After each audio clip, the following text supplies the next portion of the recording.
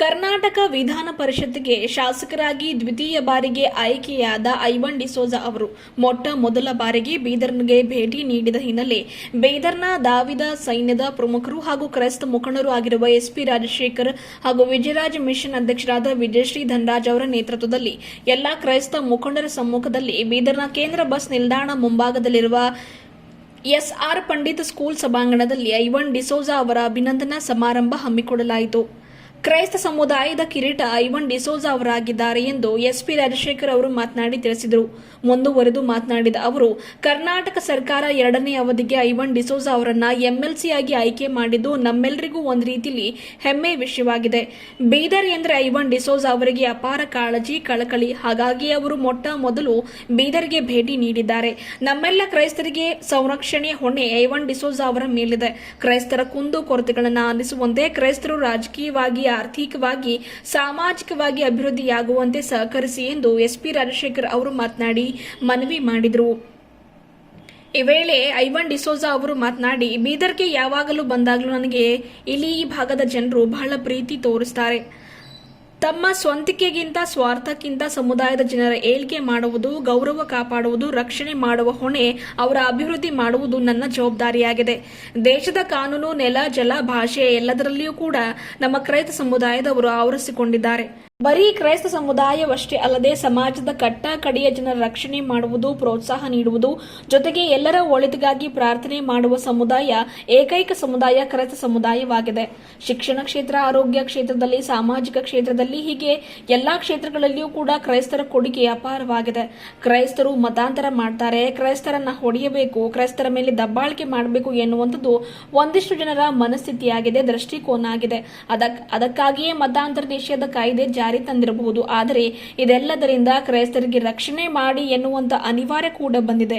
ಆದರೆ ಕ್ರೈಸ್ತರ ಪ್ರಗತಿ, ಅಭಿವೃದ್ಧಿ ಮಾಡುವುದು, ಅವರ ರಕ್ಷಣೆ ಮಾಡುವುದು ನಮ್ಮೆಲ್ಲರ ಹೊಣೆಯಾಗಿದೆ ಎಂದರು. ನಿಮ್ಮೆಲ್ಲರ ಪ್ರಾರ್ಥನೆಯಿಂದಲೇ ಇವತ್ತು ನಾನು ಈ ಸ್ಥಾನದಲ್ಲಿ ಇದ್ದೇನೆ. ಜೊತೆಗೆ ಒಂದು ಸರ್ಕಾರ ಆಗಿರ್ಬೋದು ಅಥವಾ ಪಕ್ಷ ಆಗಿರ್ಬೋದು, ಅವರವರ ಕಾರ್ಯ ವೈಖರಿ, ಅವರ ಸೇವೆಗನುಗುಣವಾಗಿ ಅವರಿಗೆ ಸ್ಥಾನಮಾನ ನೀಡುತ್ತದೆ. ಹಾಗಾಗಿ ನಿಮ್ಮೆಲ್ಲರ ಒಂದು ಕಾರ್ಯ ವೈಖರಿ, ಸೇವೆಗನುಗುಣವಾಗಿ ನಿಮ್ಮೆಲ್ಲರಿಗೂ ಉನ್ನತ ಸ್ಥಾನ ಸಿಗಲಿ ಎಂದು ಈ ಮೂಲಕ ಹಾರೈಸಿದರು. ಇದೇ ವೇಳೆ ರಾಮದಾಸ್ ಅವರು ಕೂಡ ಮಾತನಾಡಿ, ನಾವುಗಳು ಬಹು ವರ್ಷಗಳಿಂದ ಕ್ರೈಸ್ತರು ಕಾಂಗ್ರೆಸ್ ಪಕ್ಷಕ್ಕೆ ಬಲಪಡಿಸ್ತಾ ಇದ್ದೇವೆ. ನಾವು ಮಾಡಿದ ಸೇವೆಗೆ ನಮ್ಮ ಸಮುದಾಯದ ಯಾರಿಗೂ ಕೂಡ ಇಲ್ಲಿಯವರೆಗೂ ಹೇಳಿಕೊಳ್ಳುವ ಹಾಗೆ ಪ್ರಾತಿನಿಧ್ಯ ಸಿಗಲಿಲ್ಲ. ಹಾಗಾಗಿ ಈ ಭಾಗದ ಕ್ರೈಸ್ತ ಮುಖಂಡರಿಗೆ ಒಳ್ಳೆಯ ಪ್ರಾತಿನಿಧ್ಯ ಸಿಗುವಂತೆ ಮಾಡಿ ಎಂದು ಈ ಮೂಲಕ ಮನವಿ ಮಾಡಿದರು. ಈ ಸಂದರ್ಭದಲ್ಲಿ ಮಾಜಿ ನಗರಸಭೆ ಸದಸ್ಯರಾದ ರಾಮದಾಸ್, ವಿಜಯ್ ಕೋಆಪರೇಟಿವ್ ಸೊಸೈಟಿಯ ಪ್ರಮುಖರಾದ ಎಸ್ಆರ್ ಪಂಡಿತ್, ಅರ್ಜುನ್, ಪಾಸ್ಟರ್ ರಜನಿಕಾಂತ್, ಕ್ರೈಸ್ತ ಮುಖಂಡರಾದ ಅನಿಲ್ ನಿಡೋದ, reverend Pramod, Vijay education society ಅಧ್ಯಕ್ಷರಾದ ಎಸ್ಪಿ ರಾಜಶೇಖರ್, ಫಿಲಿಪ್, ಫಿಲೋಮನ್, ಜಾರ್ಜ್ ಫರ್ನಾಂಡಿಸ್, ಅಭಿ ಕಾಳೆ, ವಿಜಯರಾಜ್ ಮಿಷನ್ ಅಧ್ಯಕ್ಷರಾದ ಧನರಾಜ್ ಬಂಡೆಪ್ಪ ಸೇರಿದಂತೆ ಇನ್ನಿತರರು ಇದ್ದರು. ಇದೇ ವೇಳೆ ಎಲ್ಲಾ ಕ್ರೈಸ್ತ ಮುಖಂಡರು ಐವನ್ ಡಿಸೋಜಾ ಅವರಿಗೆ ಸನ್ಮಾನಿಸಿ ಅಭಿನಂದನೆ ಸಲ್ಲಿಸಿದರು. ಜೊತೆಗೆ ಎಲ್ಲರೂ ಸಾಮೂಹಿಕವಾಗಿ ಐವನ್ ಡಿಸೋಜಾ ಅವರ ಪರವಾಗಿ ಅವರಿಗಾಗಿ ವಿಶೇಷ ಪ್ರಾರ್ಥನೆ ಕೂಡ ಮಾಡಿದರು.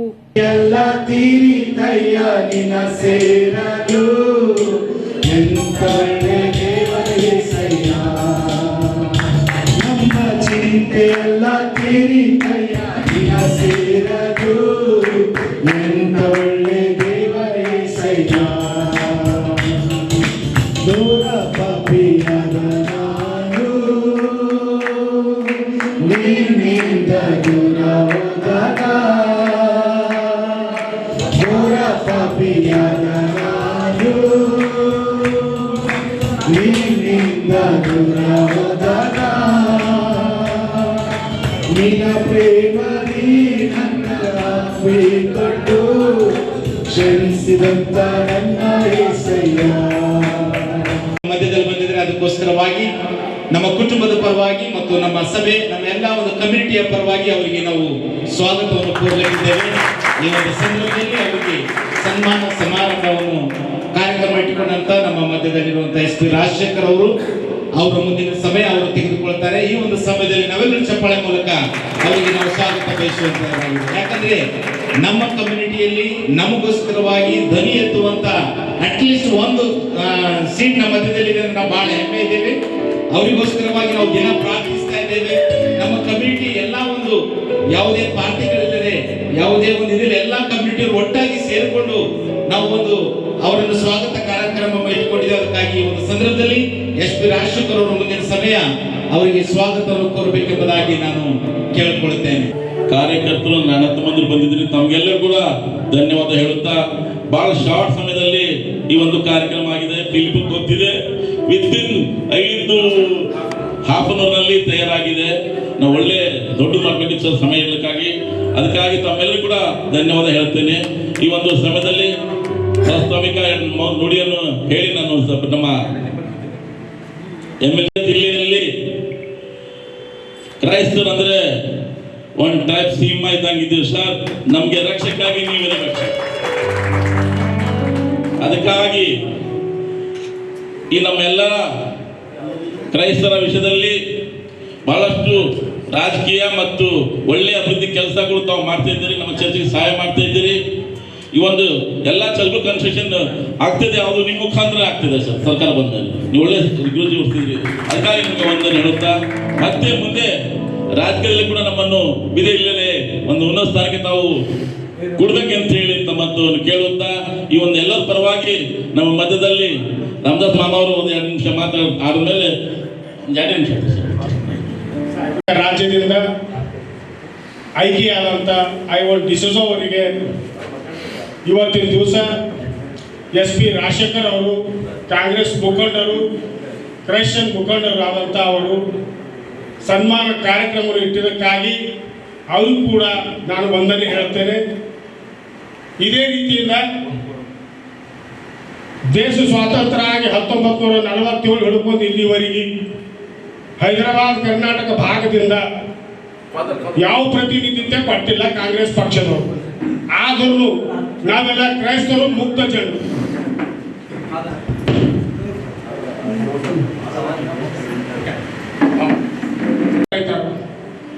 ಈಶ್ವರ್ ಖಂಡ್ರೆ ಅಂತೂ ಪರ್ಮನೆಂಟ್ ಶಾಸಕರಾಯ್ತಾರೆ, ಆದ್ರೆ ನಮಗೆ ಮಾಡಿದ ಕೂಲಿ ಸಿಗ್ತಾ ಇಲ್ಲ.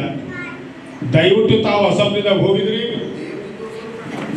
ತಮಗೆ ನಾನು ಕಳಕಳಿಯ ಮನವಿ ಮಾಡ್ತೇನೆ. ಬೀದರ್ ಜಿಲ್ಲೆಯಿಂದ ಒಳ್ಳೆ ಪ್ರತಿನಿಧಿತ್ವ ಕೊಡಬೇಕಂತ ಹೇಳಿ ತಮ್ಮಲ್ಲಿ 2 ಮಾತಾಡಿ ಮುಗಿಸ್ತೇನೆ. ಜೈ ಹಿಂದ್, ಜೈ ಕರ್ನಾಟಕ. ಸಕಲವನ್ನು ಸೃಷ್ಟಿ ಮಾಡಿದ ಪರಲೋಕದ ತಂದೆ, ನಿನ್ನ ನಾಮಕ್ಕೆ ಮಹಿಮೆಯನ್ನು ಸಲ್ಲಿಸ್ತೇವಪ್ಪ. ಶ್ರೀಯುತ ಐವನ್ ಡಿಸೋಜಾ ಅವರಿಗಾಗಿ ನಾವು ಪ್ರಾರ್ಥಿಸ್ತೇವೆಯಪ್ಪ.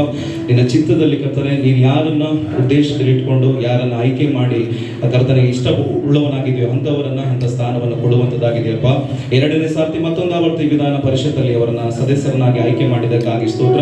ಇನ್ನೂ ಅವರಿಗೆ ಬೇಕಾದಂಥ ಕರ್ತನೆ ಆರೋಗ್ಯವನ್ನ, ಬಲವನ್ನ, ಶಕ್ತಿಯನ್ನ, ನಿನ್ನ ಜನಗಾಗಿ ದುಡಿಯುವಂತಹ ಒಂದು ಹಂಬಲವನ್ನ, ಆ ವೈರಾಗ್ಯವನ್ನ ಕರ್ತನೆ, ಅದಕ್ಕೆ ಬೇಕಾದಂಥ ಶಕ್ತಿಯನ್ನ ನಿನ್ನ ನಾಮದಲ್ಲಿ ಅವರಲ್ಲಿ ನಾವು ರಿಲೀಸ್ ಮಾಡುತ್ತೇವೆ.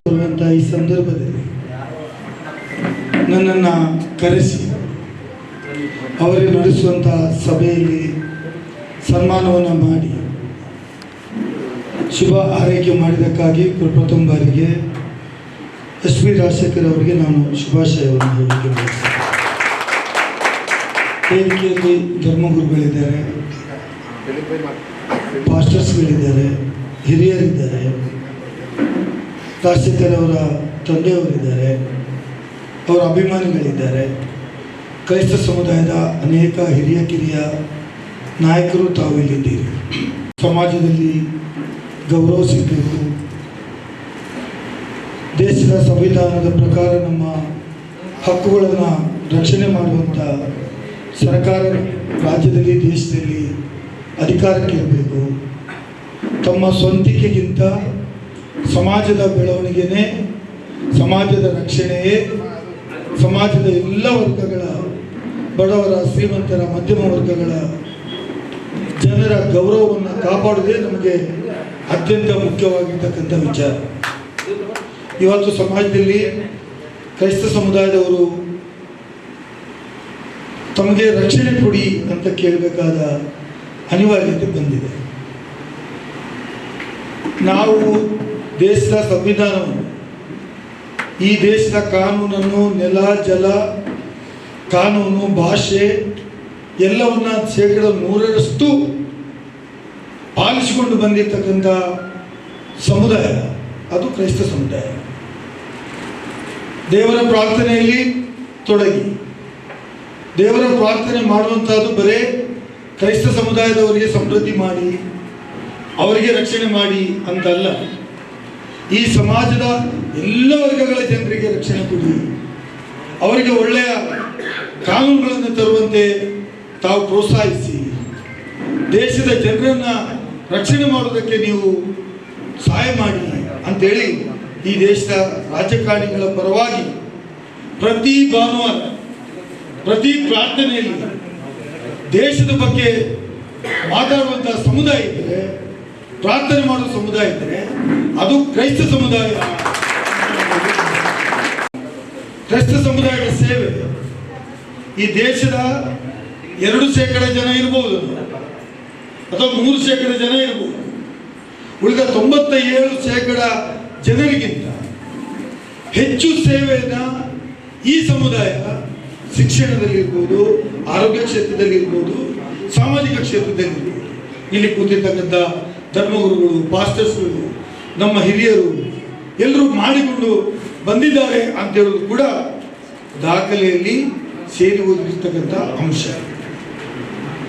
ನಾನೆಲ್ಲ ಇದು ಸಮಾಜದ ಎಲ್ಲ ವರ್ಗದ ಜನರು ಒಪ್ಪುವಂಥ ಅಂಶ ಆಗಿರುವಾಗ ನಮ್ಮ ನಡವಳಿಕೆಗಳು, ನಮ್ಮ ಸಮಾಜ ಕಟ್ಟತಕ್ಕಂಥ ರೀತಿ ವ್ಯವಸ್ಥೆ ಎಲ್ಲವೂ ಈ ದೇಶದ ಕಾನೂನು ನೆಲ ಜನವನ್ನು ಪ್ರೀತಿಸುವಂತಿರಬೇಕು. ಕ್ರೈಸ್ತರು ದೇಶವನ್ನು ಪ್ರೀತಿಸ್ತಾರೆ. ಕ್ರೈಸ್ತರಿಗೆ ನಾಮಫಲಕ ಕಟ್ಟಬೇಕಾದಂಥ ಅವಶ್ಯಕತೆ ಇಲ್ಲ. ಕ್ರೈಸ್ತರು ಇವತ್ತು ಮತಾಂತರ ಮಾಡ್ತಾರೆ, ಕ್ರೈಸ್ತರಿಗೆ ಇವತ್ತು ಕಟ್ಟಿ ಹಾಕಬೇಕು, ಕ್ರೈಸ್ತರ ಮೇಲೆ ದಾಳಿ ಮಾಡಬೇಕು ಅಂತ ಹೇಳುವಂಥ ಚಿಂತನೆ ಇರ್ತಕ್ಕಂಥ ಕೆಲವೇ ಜನ ಈ ರಾಜ್ಯದಲ್ಲಿ ಇವತ್ತು ಆಂಟಿ ಕನ್ವರ್ಷನ್ ಬಿಲ್, ಮತಾಂತರ ಕಾಯ್ದೆ ಜಾರಿಗೆ ತರಲಿಕ್ಕೆ ತಂದಿರ್ತಕ್ಕಂಥ ಉದ್ದೇಶ ಅವರ ಮನಸ್ಸಲ್ಲಿರ್ತಕ್ಕಂಥ ಕಲ್ಮಶ. ಮತಾಂತರ ಮಾಡುವಂಥ ಉದ್ದೇಶ ಕ್ರೈಸ್ತ ಸಮುದಾಯ ಹೊಂದಿದ್ದಿದ್ರೆ ಇವತ್ತು 2% ಜನ ಇದ್ದದ್ದು 1.8 ಆಗ್ತಿರಲಿಲ್ಲ.